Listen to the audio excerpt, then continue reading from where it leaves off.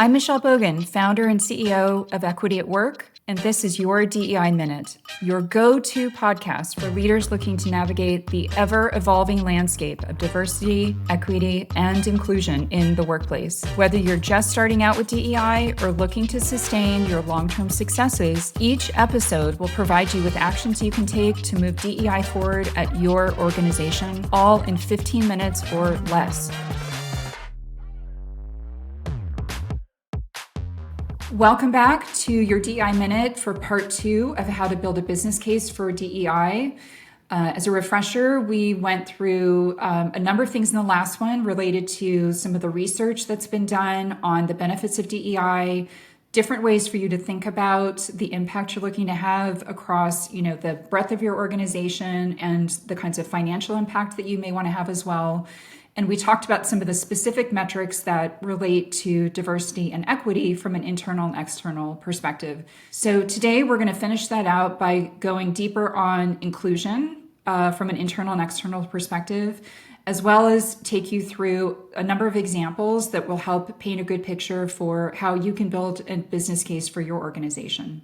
In this episode on the benefits case, we are going to reference a number of things from the previous episode. So if you haven't had a chance to listen to that yet, I would encourage you to go back and do that one first. And then this will pick up from where we left off on the last one. Let's get into it. The final piece is inclusion. And again, inclusion is really a measurement of, how well someone feels they belong at the organization, that they have opportunities to be really involved and participate, that they feel seen and heard and valued for who they are. Great indicators here in terms of metrics are around, and again, this is internally, looking at your engagement scores. So engagement overall, but then again, slicing it similarly to how you look at the diversity data.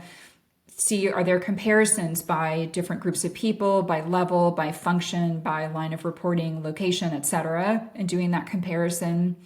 And there may even be specific questions within an engagement survey that are particularly relevant to DEI work. So if you are inserting questions in your engagement surveys to try to gather that feedback, I would use those as good indicators. Another one related to that is an NPS score, which is a net promoter score, which really says, it asks the question, would you recommend to a friend or family member working at this organization? Are you proud to work at this organization? Do you identify with the values of this organization? You can create your own NPS score rating, an index based on the kinds of questions you think are most important for your kind of organization and the industry that you're in. But those engagement and NPS scores are really good measures of inclusion. The other ones that I think also tell a really good story are the tenure at an organization. So how long are people typically staying and how consistent is that across different groups? Turnover, which of course is sort of the flip side of that, but seeing, how fast are people turning over? And with that in particular, looking pretty deeply at the first 18 months that somebody's at an organization. If you've got high turnover in the first, 6, 12, 18 months, that's an indicator that, you may have something off in terms of where you're recruiting, the messaging through recruiting, your onboarding process.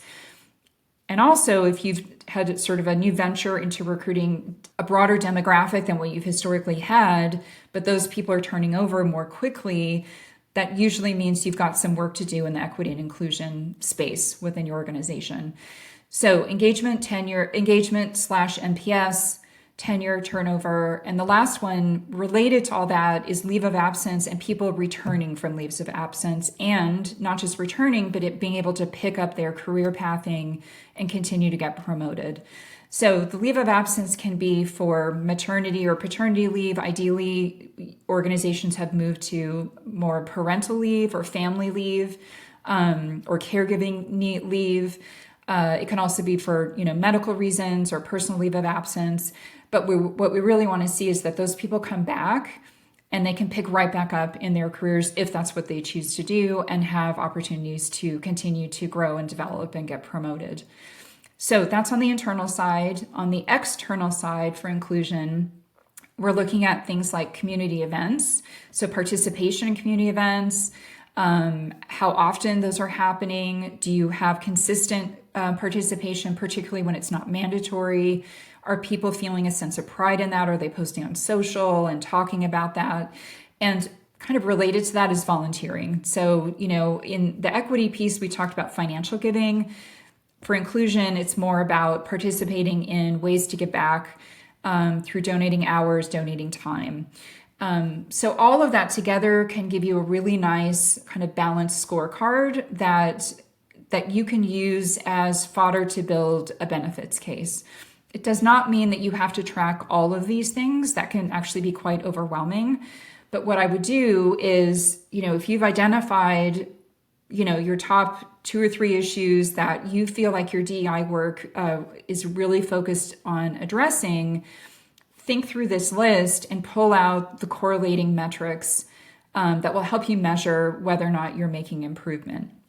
So I'm going to walk you through a couple examples quickly to give you a better sense of how that works.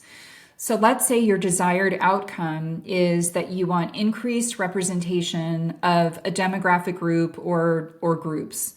So this is very much a diversity-focused exercise within DEI.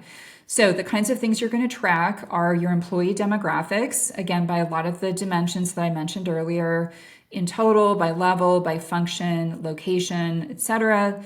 I would also really encourage you to look at any differences between, if you've got an hourly workforce, hourly and salaried. Also, if you do a lot of seasonal hiring or use a lot of part-time folks, make sure you break those out separately from full-time and just look at where the variances are. Where are there things where you feel like there are really good opportunities to do better? Those are your health indicators and goals. The variances across groups, looking at their retention, their promotion, their turnover, and their tenure. That will help you understand, are we bringing the right people in? Do those people feel like they have a path forward here, a career path forward?